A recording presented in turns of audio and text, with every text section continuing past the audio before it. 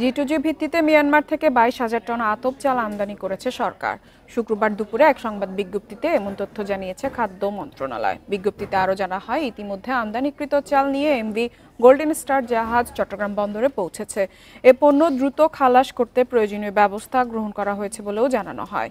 এটি বর্তমান অন্তর্বর্তীকালীন সরকারের আমলে মিয়ানমার থেকে আমদানিকৃত চালের প্রথম চালান। এর আগে পাকিস্তান থেকে চাল আমদানি করার কথা জানিয়েছিল অন্তর্বর্তীকালীন সরকার। গেল 14 জানুয়ারি খাদ্য অধিদপ্তর ও ট্রেডিং কর্পোরেশন অব পাকিস্তানের মধ্যে এই বিষয়ে সমঝোতা স্মারক সই হয়।